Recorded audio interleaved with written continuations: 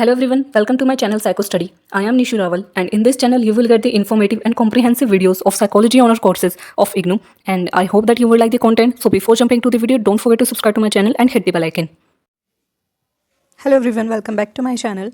तो इस वीडियो में हम बीपीसीसी 110 की यूनिट 6 के सेकंड पार्ट को स्टार्ट करेंगे। फर्स्ट पार्ट में हमने सोशल साइकोलॉजी को अप्लाई करा था एनवायरनमेंट पर। अब हम एप्लीकेशन करेंगे सोशल साइकोलॉजी का डाइवर्सिटी पर। तो हम सेकंड जो टॉपिक है हमारा उसको स्टार्ट करेंगे सोशल साइकोलॉजी एंड डाइवर्सिटी, जिसमें हम कल्चरल डाइवर्सिटी को पढ़ेंगे और इंटरग्रुप रिलेशंस को पढ़ेंगे। तो स्टार्ट करते हैं सोशल साइकोलॉजी एंड डाइवर्सिटी से। तो सोशल साइकोलॉजी एंड डाइवर्सिटी में हमें क्या पढ़ना है कि हम अगर एक सोसाइटी में रहते हैं, ठीक है, हम जिस वर्ल्ड में रहते हैं उसमें डिफरेंट बैकग्राउंड, डिफरेंट कल्चर के लोग जो हैं एक साथ रहते हैं। तो डाइवर्सिटी क्या है? डाइवर्सिटी में different nationality, ethnic identities, cultural background के ग्रुप या फिर इकोनॉमिक स्टेटस के डिफरेंट इकोनॉमिक स्टेटस के ग्रुप, जिनका रिलीजियस बिलीफ भी या फिर वैल्यूज़, जिनकी कल्चरल वैल्यूज़ जो है डिफरेंट होती है, वो सब लोग इकट्ठा होकर के रहते हैं।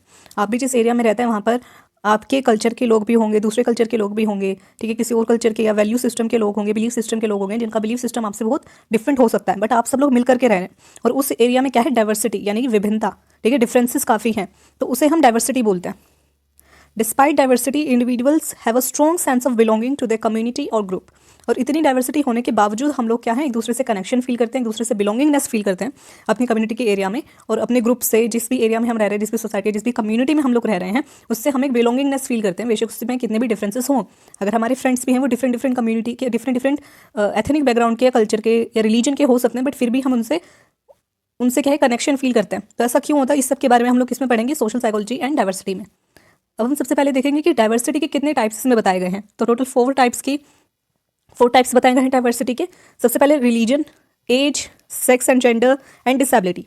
रिलीजन के बेसिस पर डाइवर्सिटी होती है कि लोग डिफरेंट रिलीजन बैकग्राउंड से होते हैं जो एक साथ रहते हैं, जिनके फेथ, जिनके बिलीफ सिस्टम एक दूसरे से अलग होते हैं, रिलीजियस बिलीफ सिस्टम, ठीक है। तो रिलीजन के बेसिस पर डाइवर्सिटी होती है।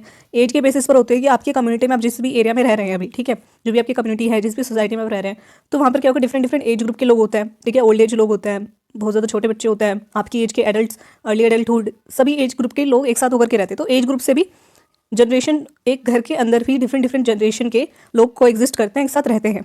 तो एज के बेसिस पर डाइवर्सिटी होती है। जेंडर के बेसिस पर डाइवर्सिटी होती है कि हम डिफरेंट जेंडर के, क्योंकि सिर्फ मेल और फीमेल्स में जेंडर नहीं होता, और भी जो जेंडर्स के लोग हैं हम सब लोग एक सोसाइटी में एक साथ रहते हैं। फिर है डिसेबिलिटी की डिफरेंट अब हम सब लोग हैं, सभी एकदम परफेक्ट हों फिजिकली, मेंटली, इमोशनली, हर तरीके से, ऐसा नहीं होता है। डिसेबिलिटीज़ के साथ भी हम लोग को एग्जिस्ट करता है कि बहुत लोग होते हैं जिनके जो फिजिकली डिसेबल होते हैं या फिर डिफरेंशियली एबल होते हैं, ठीक है, तो उन लोगों के साथ हम लोग अपने एनवायरनमेंट में, एक ही कम्युनिटी में हम लोग एक साथ रहते हैं। तो डिफरेंसेस यानी कि डाइवर्सिटी अलग अलग तरीके से हो सकती है, रिलीजन के बेसिस पर, एज के बेसिस पर, जेंडर के बेसिस पर और डिसेबिलिटीज़ के बेसिस पर डाइवर्सिटी हो सकती है। अब जो ये डाइवर्सिटी है इसके बहुत सारे बेसिस हो सकते हैं, ठीक है। कुछ इनटेंजिबल यानी कि कुछ ऐसे कैरेक्टरिस्टिक्स जिनको आप छू नहीं सकते, बट वो सब जो है डाइवर्सिटी को कंट्रीब्यूट करते हैं, उसमें कंट्रीब्यूट करते हैं उस डाइवर्सिटी को लाने में। जैसे एजुकेशन है, एजुकेशन कंट्रीब्यूट करते हैं डिफरेंट लेवल्स पर, डिफरेंट टाइप की एजुकेशन कंट्रीब्यूट करते हैं डाइवर्सिटी में, कि एजुकेटेड लोग हैं, अनएजुकेटेड लोग हैं, तो ये भी एक ग्रुप हो सकता है, ठीक है। इसकी वजह से भी डाइवर्सिटी आ सकती है, या फिर ये डाइवर्सिटी को काफ़ी ज़्यादा इन्फ्लुएंस करती है, कंट्रीब्यूट करती है हमारी एजुकेशन। पर्सनैलिटी, जैसे हर किसी के पर्सनैलिटी ट्रेट्स एक दूसरे से डिफरेंट होते हैं, है ना। हमने 103 यानी कि इंडिविजुअल डिफरेंसेस में हमने पढ़ा था कि जो हर पर्सन की पर्सनैलिटी ट्रेस, पर्सनैलिटी सबकी अलग होती है, एक दूसरे को यूनिक बनाती है। इस वजह से हर एक पर्सन एक दूसरे से कहीं ना कहीं डिफरेंट होता है, और हर एक इंसान एक दूसरे से डिफरेंट है, यानी कि कितनी ज़्यादा डाइवर्सिटी है हमारे इस पूरे वर्ल्ड में। तो पर्सनैलिटी जो है डिफरेंसेस लेकर के आती है, डाइवर्सिटी को कंट्रीब्यूट करती है।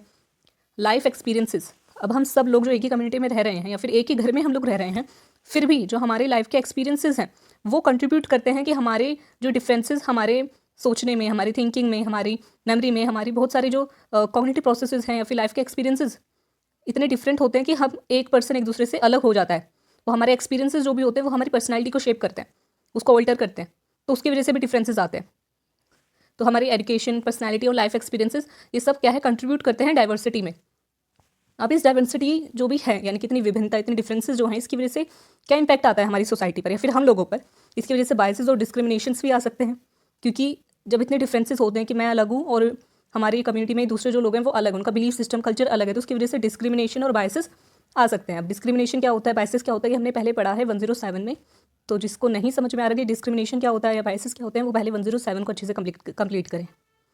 और हमारे पर्सन्स, जो हमारे परसेप्शन है, biases influence how we perceive others, की बायसेस क्या है, वो हमारे परसेप्शन के, हम लोगों को किस तरीके से परसीव करते हैं कि मैंने सोच रखा है कि यार इस कम्युनिटी के लोग तो खराब ही होते हैं, ठीक है। तो जब भी मैं उस कम्युनिटी के किसी भी पर्सन से मिलूंगी तो मुझे क्या लगेगा, यार ये लोग तो खराब ही होते हैं। तो मेरा परसेप्शन उसने बिल्ड करा है, ठीक है, उसने शेप करा है।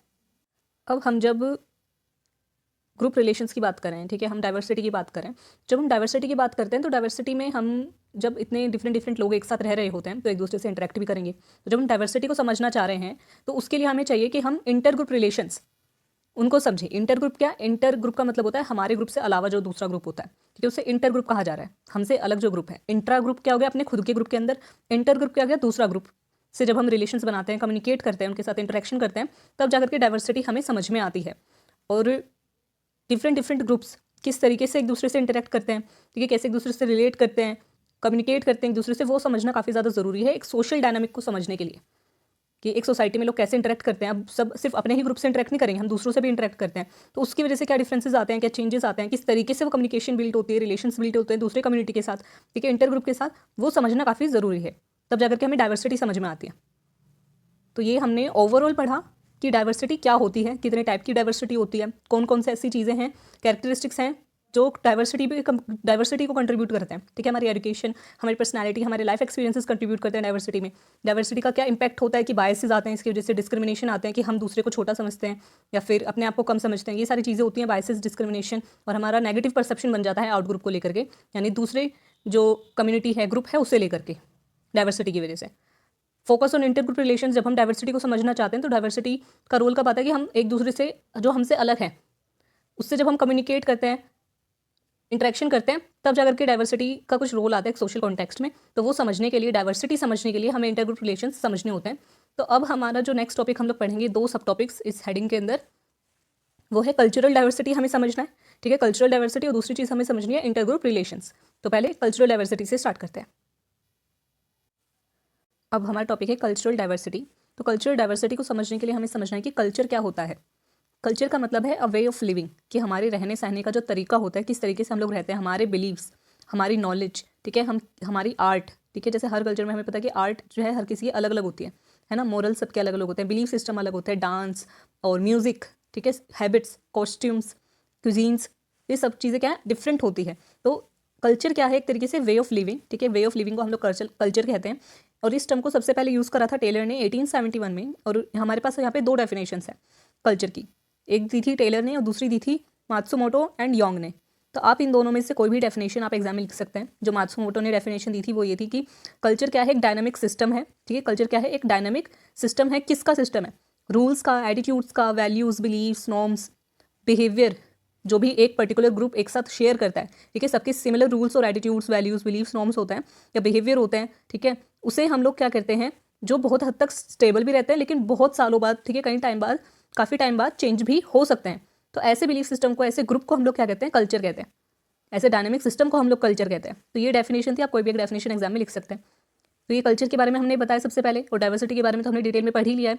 अब ये कल्चर ट्रांसमिट कैसे होता है, 107 में एक पूरा चैप्टर हमने इसके ऊपर पढ़ा था, ठीक है, कल्चर के ऊपर, और कैसे कल्चर ट्रांसमिशन कैसे होता है, हमने एनकल्चरेशन और अकल्चरेशन के बारे में पढ़ा था। यहाँ पर भी सेम चीज़ है कि कल्चर ट्रांसमिट कैसे होता है। एक तो चीज़ होती है एनकल्चरेशन, दूसरी होती है सोशलाइजेशन। सोशलाइजेशन को ही अकल्चरेशन कहा है इसमें।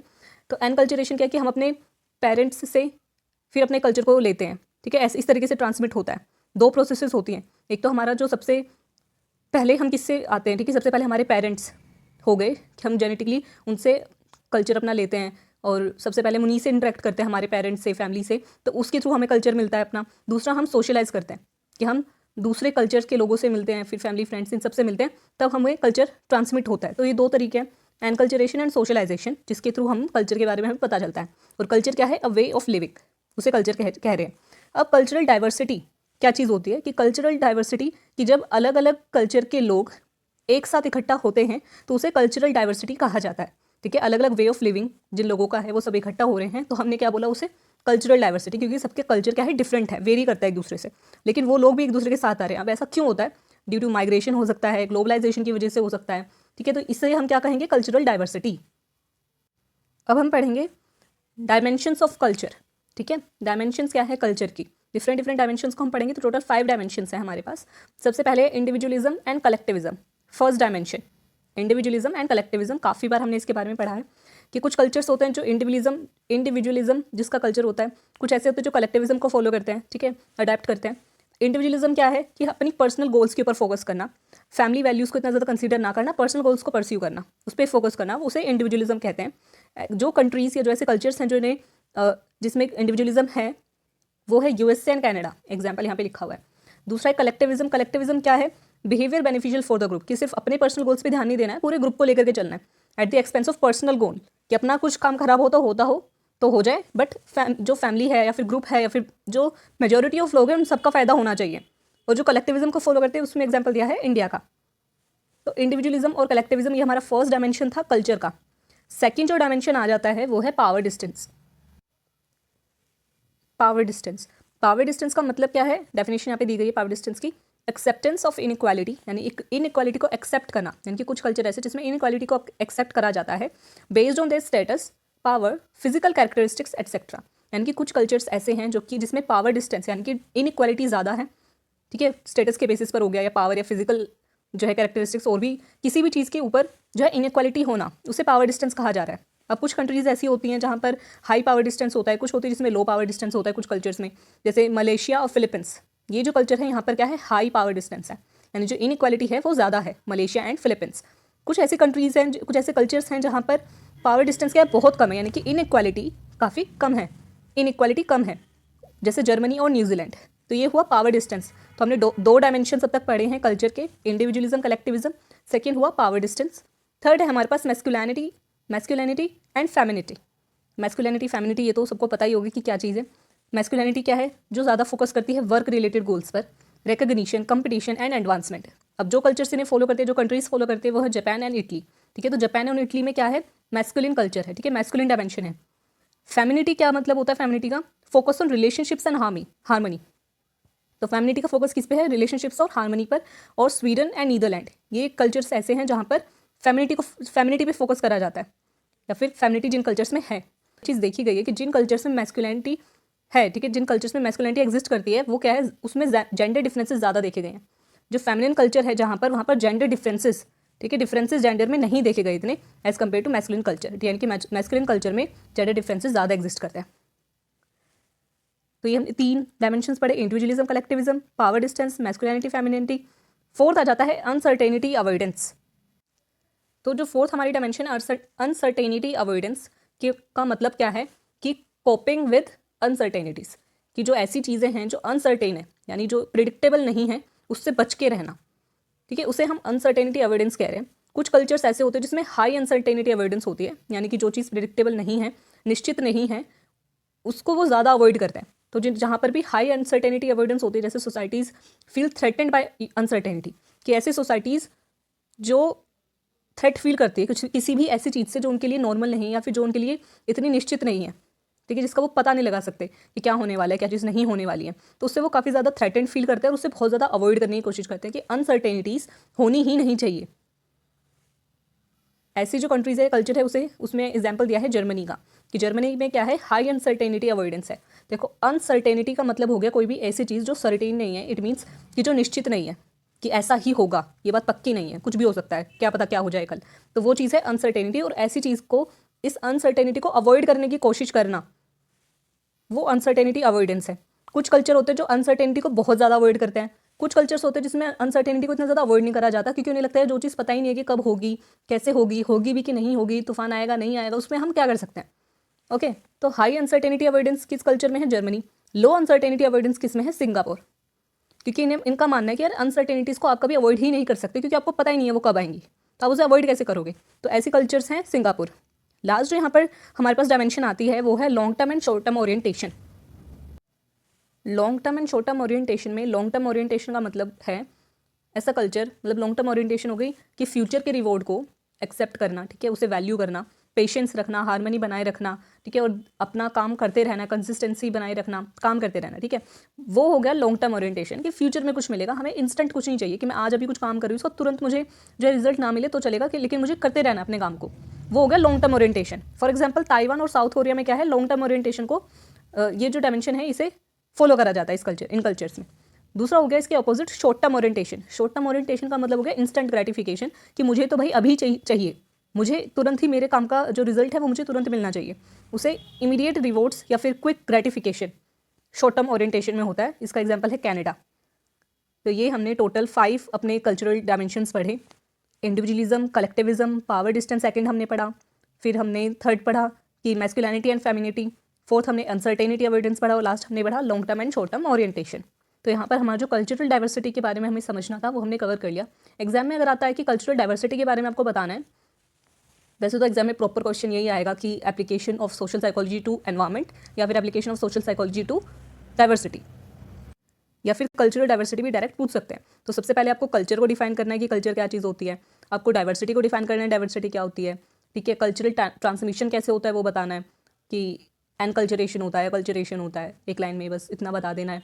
फिर आपको बताना है कि अब कल्चरल डाइवर्सिटी कि पहले आपने एक टर्म कल्चर को डिफाइन करा, फिर दूसरी टर्म डाइवर्सिटी को डिफाइन करा, फिर दोनों को साथ में डिफाइन करा कि कल्चरल डाइवर्सिटी क्या होती है, फिर आप इसके डायमेंशंस आपने बता दिए। दैट्स इट, इतना में आपका पूरा क्वेश्चन कंप्लीट हो जाएगा। अब आपको इसमें बताना है कि इंटर ग्रुप रिलेशंस क्या होते हैं, ठीक है। जब हम डाइवर्सिटी, ओवरऑल डाइवर्सिटी की बात करें कि हम एप्लीकेशन कर रहे हैं सोशल साइकोलॉजी की टू डाइवर्सिटी, तो कल्चरल डाइवर्सिटी हमें बताना है और इंटर ग्रुप रिलेशंस बताना है। क्योंकि डाइवर्सिटी को समझने के लिए हमें ये समझना ज़रूरी होगा कि जब ये डाइवर्सिटी जिनकी वजह से होती है, अलग अलग लोगों के, अलग अलग बैकग्राउंड के लोगों की वजह से, तो वो एक दूसरे के साथ जब मिलते हैं, इंटरेक्ट करते हैं, जिसे इंटर ग्रुप रिलेशंस कहा जाएगा, तब होता क्या है। तो अब हम पढ़ेंगे इंटर ग्रुप रिलेशंस के बारे में। तो इंटर ग्रुप रिलेशंस का क्या मतलब है कि हम किस तरीके से एक सोशल ग्रुप में, कैसे हम सब ह्यूमन बींग्स अपने डिफरेंट डिफरेंट परसेप्शंस हमारे होते हैं, ठीक है, डिफरेंट डिफरेंट एटीट्यूड्स होते हैं, बिहेवियर्स होते हैं, ठीक है, थिंकिंग हमारी एक दूसरे से अलग होते हैं, बट स्टिल हम लोग क्या करते हैं, एक दूसरे से इंटरेक्ट करते हैं, उसे हम इंटर ग्रुप रिलेशन बोल रहे हैं। हम जब अपने ग्रुप के साथ होते हैं तो हम लोग सिमिलैरिटीज़ होती है हमारे बीच में, हमें लगता है कि हम बहुत सिमिलर हैं, इस वजह से हम एक ग्रुप के हैं। और जो दूसरे ग्रुप से जब हम कंपेयर करते हैं खुद को, तो हमें उधर डिफरेंसेस नजर आते हैं। फिर यहाँ पर एक टर्म भी आती है एथनोसेंट्रिज्म। एथनोसेंट्रिज्म में क्या है कि भाई हम अपने जो ग्रुप को स्टैंडर्ड मानते हैं, अपने कल्चर को एक स्टैंडर्ड पे रख करके फिर दूसरे को कंपेयर करते हैं, यानी दूसरे ग्रुप को हम जज करते हैं अपने कल्चर को स्टैंडर्ड मान के कि भाई मेरे कल्चर से दूसरा कल्चर कैसा है, ठीक है, तब हम परसीव करते हैं। हम किसी तीसरे पर्सन के कल्चर से किसी और के कल्चर को कंपेयर नहीं करेंगे कि भाई मेरी एक फ्रेंड, मेरी 2 फ्रेंड्स हैं तो मैं उन दोनों को आपस में कंपेयर नहीं करूंगी, मैं अपने कल्चर से उनके कल्चर को कंपेयर करूंगी, उसे एथनोसेंट्रिज्म कहा जाता है। इन ग्रुप फेवरेटिज्म एक चीज़ आती है कि भाई हम अपने ग्रुप को, जिस ग्रुप से हम बिलोंग करते हैं, उसे इन ग्रुप कहा जाता है, और हम उसे ज़्यादा फेवर करते हैं कि हम उसे पॉजिटिवली परसीव करते हैं कि भाई मेरे जो फैमिली मेम्बर्स हैं मैं उन्हें पॉजिटिवली परसीव करूँगी या फिर इवेल्युएट करूँगी एज़ कम्पेयर टू अदर्स, कि भाई मेरी जो फ्रेंड्स हैं उनको मैं अपना इन ग्रुप मान रही हूँ, तो मैं उनको ज़्यादा फेवर करूँगी, उनको मैं ज़्यादा पॉजिटिवली परसीव करूँगी एज़ कम्पेयर टू अदर्स जिनका कल्चर दूसरा या फिर जिनको मैं आउट ग्रुप मानती हूँ। तो इसे इन ग्रुप फेवरेटिज्म कहा जाता है। ये हमने ओवरव्यू पढ़ा इंटर ग्रुप रिलेशंस का। अब हम पढ़ते हैं कि इंटर ग्रुप रिलेशंस है क्या। इंटर ग्रुप रिलेशंस का है कि जब डिफरेंट सोशल ग्रुप्स किस तरीके से एक दूसरे को परसीव करते हैं, एक दूसरे के साथ इंटरेक्ट करते हैं, उसे इंटर ग्रुप रिलेशन कहा जा रहा है। अब इसमें हॉस्टाइलिटी भी आती है, prejudice, discrimination, negative feelings, intolerance, ये सारी चीज़ें हो सकती हैं। ज़रूरी नहीं कि अच्छी तरीके से रिलेशन होगा, अच्छा रिलेशन होगा, बुरा भी हो सकता है, अच्छा भी हो सकता है, दोनों चीज़ें हो सकती हैं। जब इंटर ग्रुप रिलेशंस बनते हैं तो उस टाइम पे प्रेजुडिस भी आता है। प्रेजुडिस क्या है, हमारे नेगेटिव फीलिंग्स या नेगेटिव एटीट्यूड टुवर्ड्स अदर, ठीक है, ये हमारे इमोशंस पे डिपेंड करता है, हमारा प्रेजुडिस। फिर जब वो नेगेटिव इमोशंस या फिर नेगेटिव फीलिंग्स जब एक्शंस का रूप ले लेती हैं, उसे हम डिस्क्रिमिनेशन कहते हैं, यानी कि हमारा behaviour directed towards individuals based on group membership, कि कोई किसी कल्चर से बिलोंग करता है, किसी रिलीजन से बिलोंग करता है, सिर्फ इस वजह से मैं उसके साथ कुछ जो है गलत बिहेवियर कर रही हूँ या फिर उसकी मदद नहीं कर रही हूँ, उसे इग्नोर कर रही हूँ, उसे डिस्क्रिमिनेशन कहा जाता है, जो एक्शंस में आ गया, बिहेवियर में शो हो गया। लेकिन अगर सिर्फ मेरे मन में उसके लिए नेगेटिव फीलिंग्स हैं, वो भी सिर्फ और सिर्फ इस वजह से कि वो किसी एक पर्टिकुलर ग्रुप से या फिर रिलीजन से बिलोंग करता है, उसे हम प्रेजुडिस कहते हैं। तो ये इंटर ग्रुप रिलेशंस में हमने पढ़ा। अब हम देखेंगे कि किस तरीके से हम इन प्रेजुडिस और डिस्क्रिमिनेशंस को हम लोग रिड्यूस कर सकते हैं। ये सब हमने 107 में भी काफ़ी सारे हमने पढ़े थे तरीके, टेक्निक्स, स्ट्रेटजीज कि किस तरीके से हम प्रेजुडिस को रिड्यूस कर सकते हैं और डिस्क्रिमिनेशंस को रिड्यूस कर सकते हैं। तो आप सेम वही टॉपिक्स भी इसमें लिख सकते हैं, आपको अलग से एक्स्ट्रा पढ़ने की जरूरत नहीं पड़ेगी। और वैसे इसमें भी सेम ही बातें लिखी हैं जो हमने पहले पढ़ा था। तो प्रेजुडिस और डिस्क्रिमिनेशन को रिड्यूस करने के लिए 2 मेन तरीके हैं हमारे पास। First, inter group contact approach and second is social identity approach, ठीक है। तो 2 अप्रोचेज है हमारे पास जिनका हम यूज़ कर सकते हैं और उसी के अंदर काफ़ी सारी अलग अलग स्ट्रैटेजीज हम लोग यूज़ कर सकते हैं। First, inter group contact approach क्या है, कॉन्टैक्ट हाइपोथेसिस, इसमें सबसे पहले हमें समझना है। कॉन्टैक्ट हाइपोथेसिस किसने दिया था, गॉर्डन ऑलपोर्ट ने 1954 में। इन्होंने बोला inter group contact under appropriate condition can reduce prejudice, कि अगर मैं किसी इंसान से या फिर किसी दूसरे ग्रुप के मेंबर से किसी एक फेवरेबल कंडीशन में मिलती हूँ, ठीक है, ऐसी कंडीशन में मिलती हूँ या सिचुएशंस में मिलती हूँ जो कि फेवरेबल हैं, अच्छी हैं, एप्रोप्रिएट हैं, तो वहाँ पे क्या होगा कि पॉजिटिव फीलिंग्स आएगी। जब पॉजिटिव फीलिंग्स आएंगी तो मैं सामने वाले इंसान को पॉजिटिवली ही परसीव करूँगी, ठीक है, इवैल्यूएट करूँगी, जज करूँगी। तो ये कॉन्टेक्ट हाइपोथेसिस का हम लोग यूज़ कर सकते हैं। अब यहाँ पे चाहिए क्या कि जो इक्वल स्टेटस होना चाहिए, member should have equal hierarchical relationships, कि एक कोई किसी कास्ट से बिलोंग करता है इस वजह से उससे ज़्यादा बड़ा स्टेटस उसे मिल गया या पावर्स उसे मिल गई, ये चीज़ नहीं होनी चाहिए। या फिर उसे ज़्यादा ऊपर रखा गया, उससे तो सब ज़्यादा अच्छे से बात करेंगे, और कोई किसी दूसरे कास्ट से बिलोंग करता है तो उससे सब अच्छे से बात नहीं करेंगे। तो ये चीज़ नहीं होनी चाहिए, इक्वालिटी होनी चाहिए। अगर इक्वालिटी होती है, अगर ऐसे सिचुएशंस में, फेवरेबल कंडीशंस में, अप्रोप्रिएट कंडीशंस में, तो जो ये डिस्क्रिमिनेशंस हैं या प्रेजुडिस हैं ये कम हो सकते हैं। इंटर ग्रुप कॉपरेशन की जो मेंबर्स हैं वो सबका काम क्या हो, एक दूसरे के साथ मिलकर के काम करें इन अ नॉन कम्पिटिटिव एनवायरनमेंट, कि एक दूसरे से compete ना करते हुए, एक दूसरे से जो है मुकाबला ना करते हुए एक दूसरे के साथ मिलकर के काम करें। ठीक है, तो इंटर ग्रुप कॉपरेशन, एक दूसरे को कॉपरेट करें, तो जो है प्रेजुडिस खत्म हो सकते हैं। जैसे स्कूल्स में होता है कि आप सबको होमवर्क करना है या फिर आप सबको कोई प्रोजेक्ट करना है मिल करके, तो वहाँ पे कंपटीशन नहीं हुआ, वहाँ पर आपको मिल करके काम करना है। तो वहाँ पे आपका दूसरा जो टीम मेंबर है वो चाहे किसी भी रिलीजन या कास्ट या एथनिसिटी या नेशनैलिटी का हो, आपको उसके साथ मिल करके काम कोऑपरेट आपको करना पड़ेगा। तो ऐसी फेवरेबल कंडीशंस जब होती है उसकी वजह से भी प्रेजुडिस डिस्क्रिमिनेशन कम हो सकता है।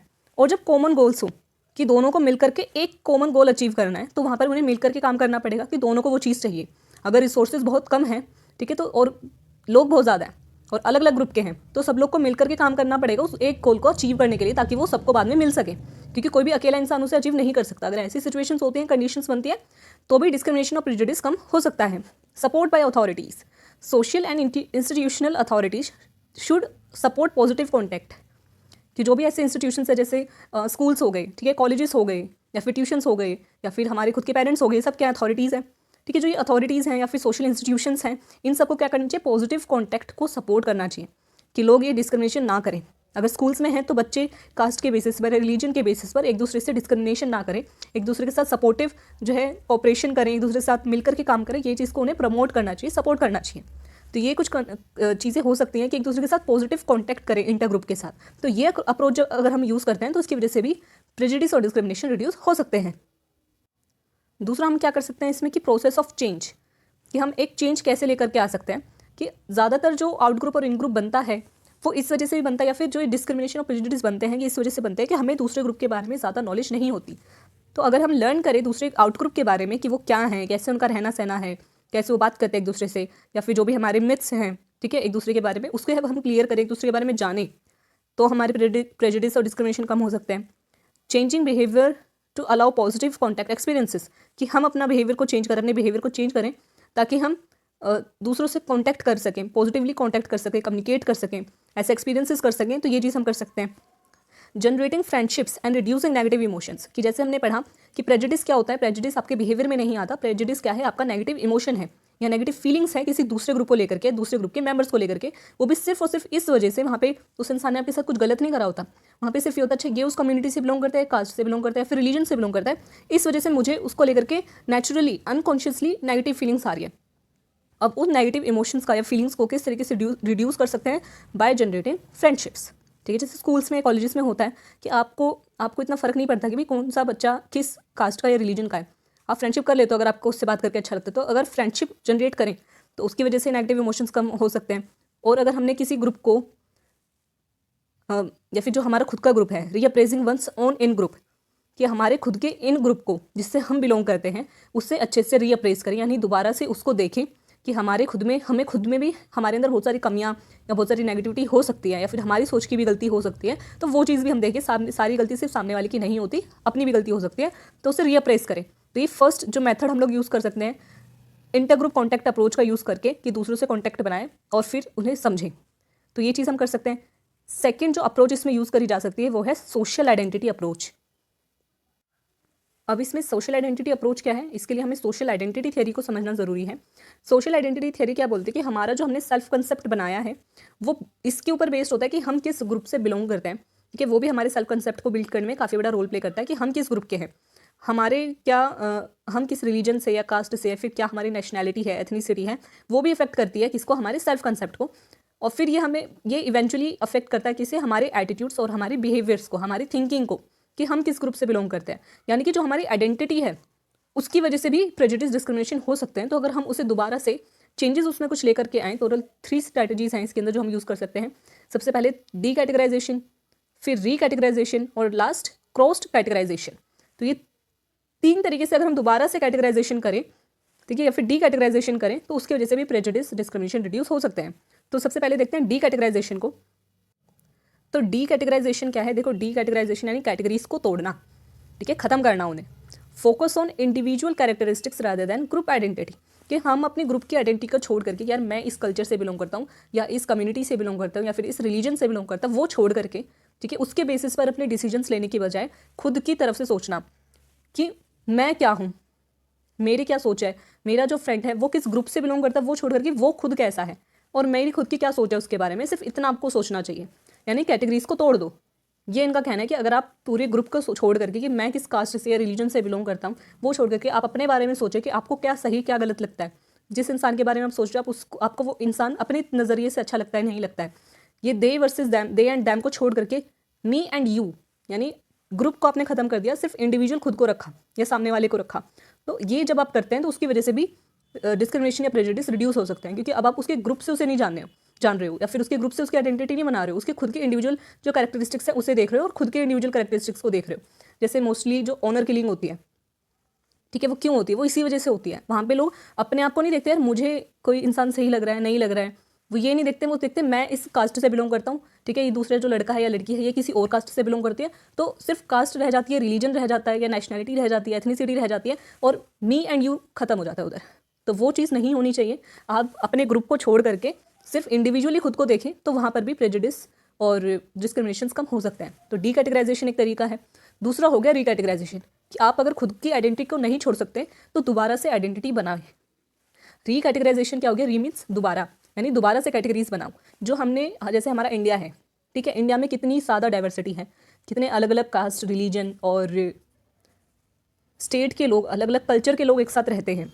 लेकिन तो मतलब एक बड़ा इंडिया हो गया, ठीक है, इंडिया इतना बड़ा हो गया, इसके अंदर बहुत छोटे छोटे हमने क्या है कैटेगरीज बना रखी हैं। तो हम लोग को क्या करना है कि इन छोटी छोटी कैटेगरीज को हमें ख़त्म करते जाना है और ये छोटी छोटी कैटेगरीज को ख़त्म करके हमें एक बड़ी अपनी कैटेगरी बनानी है, जो कि हो गई इंडिया, ठीक है। तो हमें क्या करना है इसमें कि हमें ये छोटी छोटी कैटेगरीज को ख़त्म करके एक बड़ी कैटेगरी बना देनी है कि हम सब लोग अच्छा अलग कास्ट के हैं, अलग रिलीजन है, लेकिन सबसे पहले क्या है, हम सब लोग इंडियन हैं। और जब इंडिया फिर कंट्री के बेसिस पर डाइवर्सिटी आ जाती है, कैटेगरीज को दिखें तो हम सब क्या बोल सकते हैं कि हम सब क्या है, ह्यूमन्स हैं। तो छोटी छोटी कैटेगरीज को ख़त्म करके एक बड़ी कैटेगरी बनाना, यानी सबको मिला करके एक लार्ज ग्रुप का पार्ट बना देना, जिससे क्या हो जाएगा कि हम सब एक हो जाएंगे, यूनिटी बनेगी, एक दूसरे से दोबारा से जुड़ सकेंगे और बड़े ग्रुप का हम लोग हिस्सा हो जाएंगे, एक लेवल पर सब आ जाएंगे। उसे रिकैटेगराइजेशन कहा जाता है कि आप सब लोग खुद को कास्ट, जेंडर या फिर इस सब के बेसिस पर अलग अलग ना रख करके ये समझें कि हम सब ह्यूमन्स हैं, ठीक है, हम सब लिविंग बिंग्स हैं। तो क्या होगा कि जो छोटी छोटी कैटेगरीज हैं वो अपने आप खत्म हो जाएंगी और सब एक समान हो जाएंगी। तो उसकी वजह से क्या होगा, प्रेजुडिस, डिस्क्रिमिनेशन खत्म हो जाएंगे। तो ये दूसरा तरीका है रिकैटेगराइजेशन हो गया। लास्ट है crossed categorisation.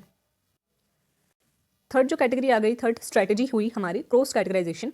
Emphasise shared membership in a third group, कि मैं अलग हूँ, मेरी फ्रेंड अलग है, लेकिन हम दोनों में कॉमन चीज़ क्या है कि हम दोनों क्या हो गए, या तो इंडियन हो गए, या फिर हम दोनों के पॉलिटिकल व्यू, या हम दोनों को साइकोलॉजी पसंद है, या फिर हम दोनों के बीच में कोई भी एक सेम चीज़, एक शेयर्ड मेंबरशिप ढूंढना, वो चीज़ हो सकती है। उसकी वजह से भी कैटेगराइजेशन, उसकी वजह से भी प्रेजुडिस, डिस्क्रिमिनेशन कम हो सकते हैं। जैसे आप एग्जाम्पल दिया कि जॉन एक इंसान है डेविड, ठीक है, दो पर्सन है यहाँ पर। जॉन इंडिया से है, जॉन इंडियन है, डेविड क्या हो गया, ब्रिटिश। यहाँ पे डिफरेंसेस आ गए। अब क्या हुआ, लेकिन ये दोनों क्या है, being Catholic and having similar political views, कि दोनों क्या है, दोनों ही कैथलिक हो गए, ठीक है। कॉमन चीज़ हमने ढूंढ ली इनके बीच में। साथ में क्या सिमिलर ढूंढा कि इनके पॉलिटिकल व्यूज़ भी सिमिलर है, यानी दो अलग अलग कल्चर के अगर लोग हैं लेकिन उन दोनों में सिमिलैरिटीज़ को ढूंढना, या फिर एक तीसरा ऐसा ग्रुप ढूंढना जिसमें वो दोनों आ सकते हैं, वो हो गया क्रॉस कैटेगराइजेशन, सिमिलैरिटीज़ को ढूंढना। तो ये तीन स्ट्रैटेजीज हैं जिसके थ्रू प्रेजुडिस, डिस्क्रिमिनेशन और बायसेस खत्म हो सकते हैं, रिड्यूस हो सकते हैं। तो हमने पढ़ा कि किस तरीके से हम रिड्यूस कर सकते हैं प्रेजुडिस और डिस्क्रिमिनेशन को। दो तरीके हमने पढ़े, social identity approach and inter group contact hypothesis, ये हमने पढ़ा। Inter group approach, contact approach, ये हमने पढ़ा। अब हम पढ़ेंगे, लास्ट दो टॉपिक बचते हैं बस इसमें, चैलेंजेस ऑफ डाइवर्सिटी। वही चीज़ पहले जो हम इतनी देर से पढ़ रहे हैं कि क्या चैलेंजेस आते हैं डाइवर्सिटी की वजह से। प्रेजुडिस होता है, डिस्क्रिमिनेशन होता है, यानी नेगेटिव एटीट्यूड और बिहेवियर किसी दूसरे ग्रुप को लेकर के, जिसको हम अपना ग्रुप नहीं मानते हैं।